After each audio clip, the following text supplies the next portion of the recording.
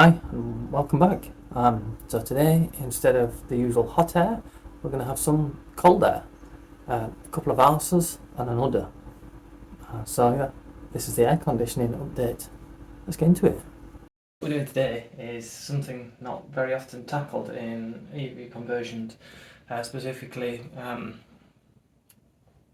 DIY conversions, is air conditioning. My rubbish drawing, that's blank. So what we've got here is the condenser and a dryer, and this is the compressor. So here we've got an Outlander compressor. This is the expansion valve. That's the bit that's inside the car, usually behind the dash, and that is an evaporator. So that's where you get your cold air. And this is the high pressure side, that's the expansion valve, like I said. So when you've got your combustion engine, normally there's a belt around the compressor that goes to the engine, and the engine spins, and this compressor compresses the refrigerant there, so it becomes a liquid. Goes through the condenser to cool down, goes through the the expansion valve, where it's allowed to expand back into a gas. Obviously, when it becomes a gas, it takes energy in and cools down, so that's where you get your cold air, and then it continues back around.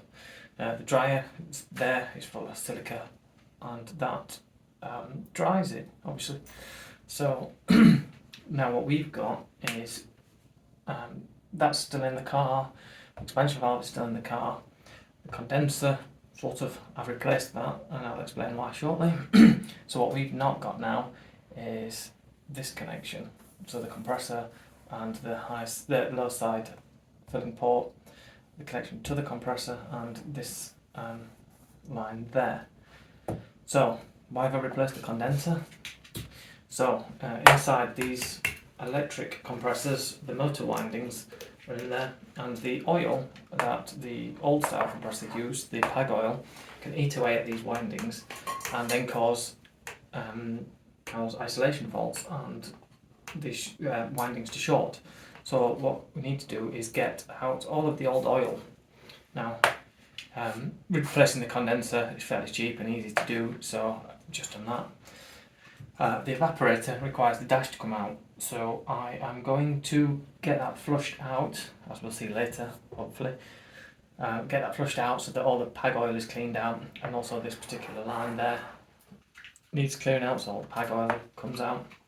And then we need to create a new line there to our new compressor, and this new line there to our condenser.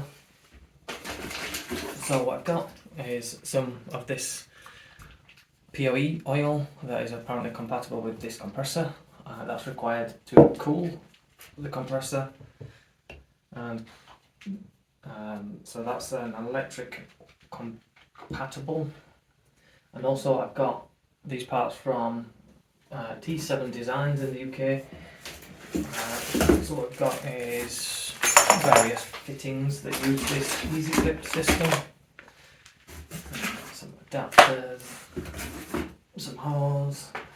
These use cheap and easy clamp pliers instead of expensive hydraulic tools. It requires a special hose, but this way it looks cheaper and simpler than buying all the all the tools for the alternative crimping methods. So let's have a look.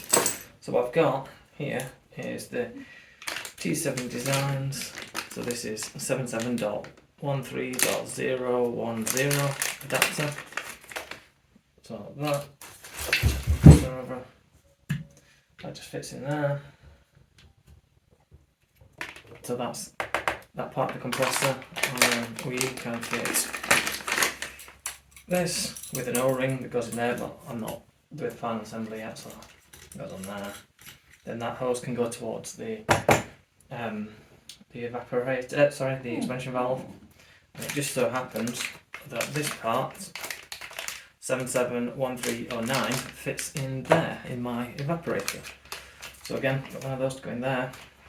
and this part's going to go on there. Now you can get these in black, but cheap to go for the silver, and you'll not see it in mine. But also, this same part fits to the other side of the compressor. Just in there. And then that one can go towards the condenser. So, yep, in the next section I'll be crimping the hoses. But for now, let me just pack this back up. For now, that is where I've got to. Like I say, new condenser. This is an Outlander compressor. And the electric compatible oil. So we'll see that next. Oh, we're gonna have a go at doing this. Not done it yet, but it says a bit of the oil as a lubricant. So this is the size number 10. So that's the larger diameter.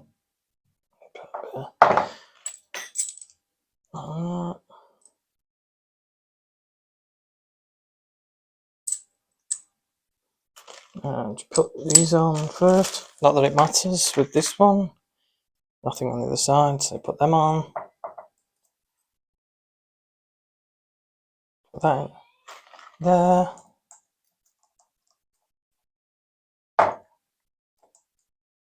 Onto there.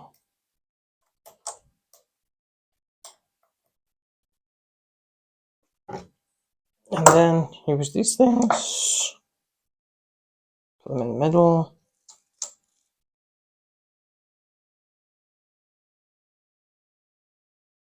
Try the other way.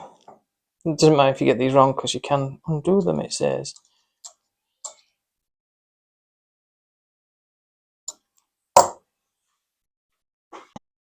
Right. Try again. So it doesn't matter if I don't clock these correctly because you can disconnect them, unlike with the hydraulic crimps. Once they're crimped, they're crimped. So let's have a look. So it says I just squeeze that.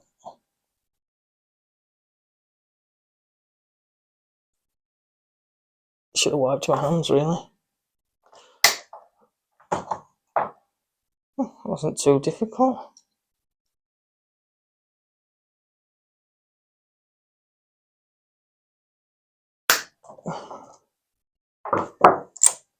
That's it, apparently.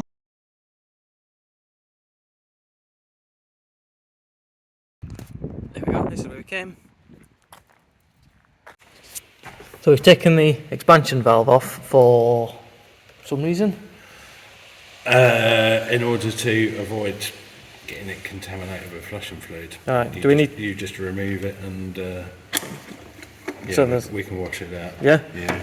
And put these hoses on and we're going to push through some flushing fluid. AC flushing fluid with this bottle thing. I assume it's going to put some air in and that's going to push it through and then it'll come out. Just pressurise that. Right, okay. So that's what's going to happen next. Right.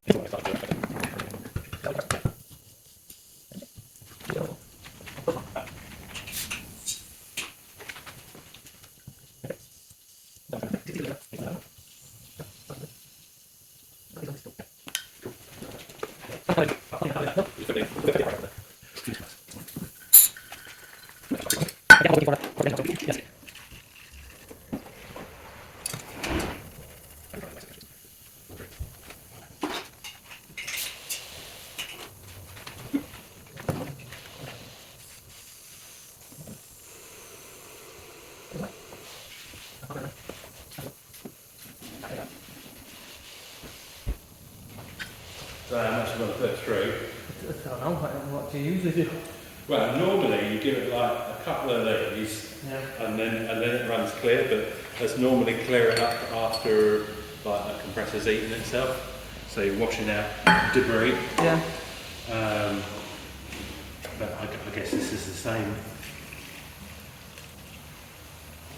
thing, isn't it? Really? Yeah, just to get all the oil. Yeah, washing out the debris that's in there, which, yeah. Looks fairly clear in there. Yeah, it should be.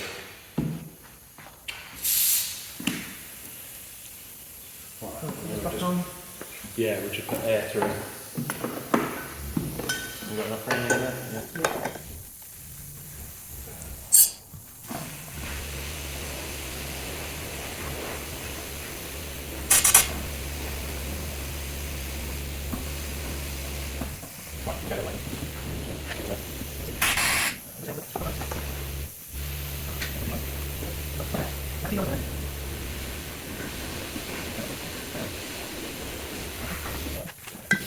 Yeah, it's easier than eventually. You need to run some through this somehow. Somehow.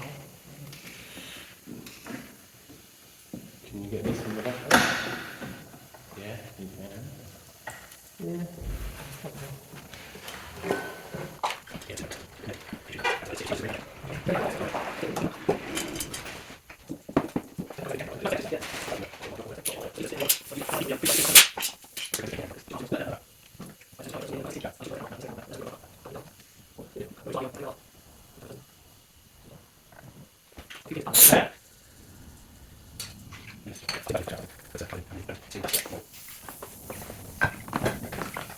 Make sure you subscribe if you want to see the full unpixelated video.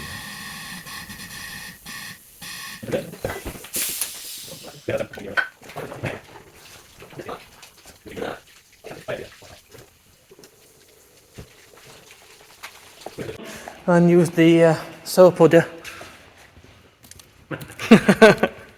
So now we've connected all the hoses, haven't we? And we're going to try and put some oil into the compressor. Very slowly. So it's this for electric compressors. It's going in there. So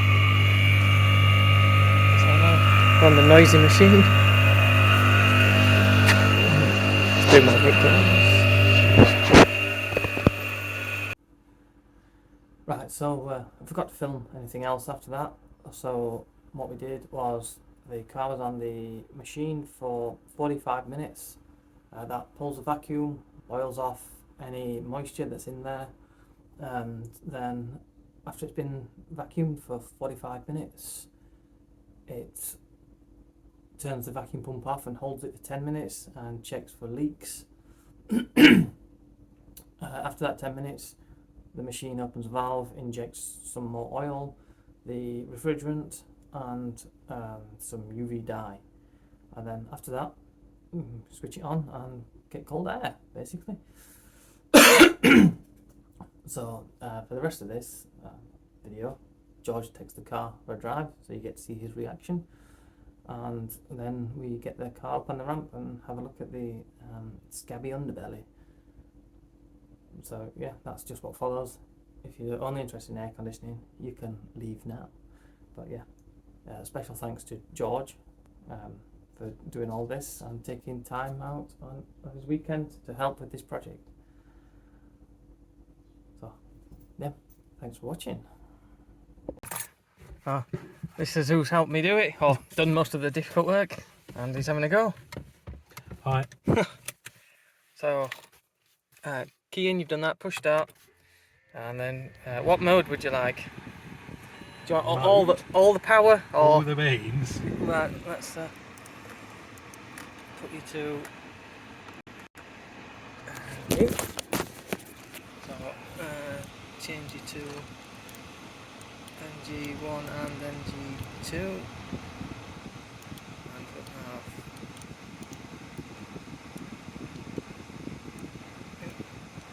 Turn regen off because of the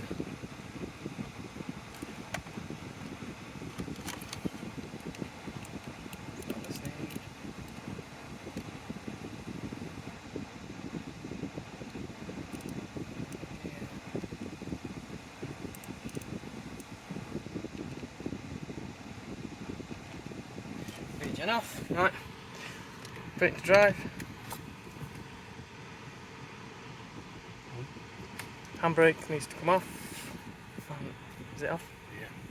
Oh, I see what you mean. Yeah, it is. That really does feel like a throttle thing, doesn't it?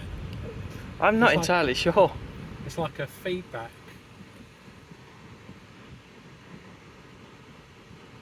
Do you feel that judder just then? Yeah. I'm not sure if it's the resolver or something.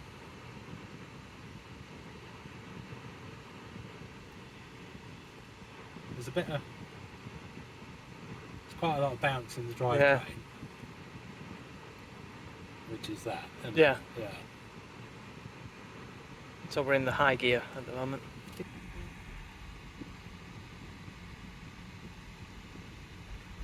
How much does the motor move when you do that? That's what I don't know. Because that really does feel like a Yeah. of the drivetrain. That's why I've got another rear mount. Right. So I've got the proper rear mount that's a bit more stable that I need to attach. Well, we can put it on the ramp, and if you trust your brakes, then we can put it in gear. And Will it go? It'll definitely overpower the handbrake. yeah, And not the foot brake though. but if you push the foot brake, it'll cut the power to the motor. Okay. Ruptures.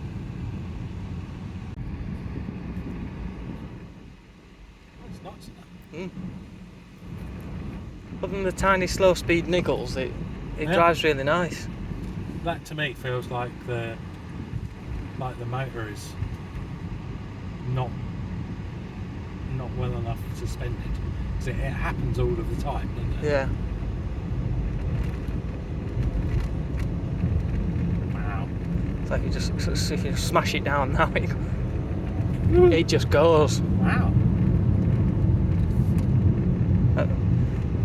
It's certainly not lacking for power. That's impressive for a gearbox, isn't it? And it's in high gear, not low. And the auto changing code doesn't change gear till 60. So it would be in low gear up until 60, then it changes to high. But obviously I've got it stuck in high all the time. Wow. But it goes. Yeah.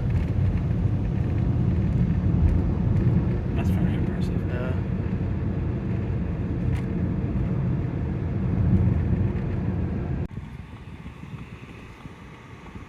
Yeah, it's just like drivetrain. You think it's drives train slob?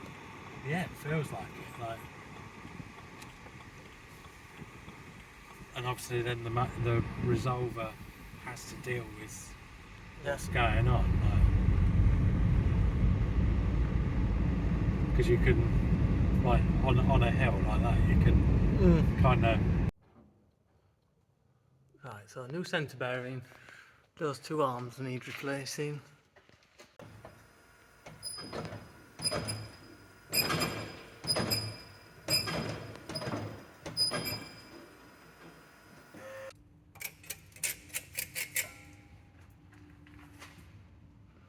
Oh, that was one of your advisories, wasn't it? The brake hose twisted. Yeah, that's a new one. The other one had got a hole in it, I think.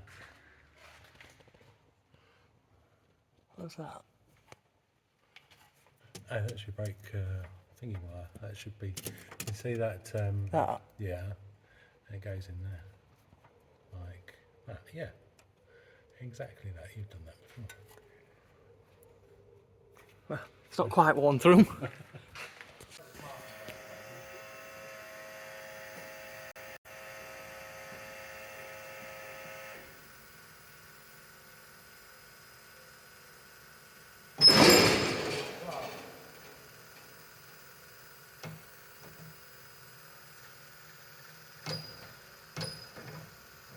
It doesn't move.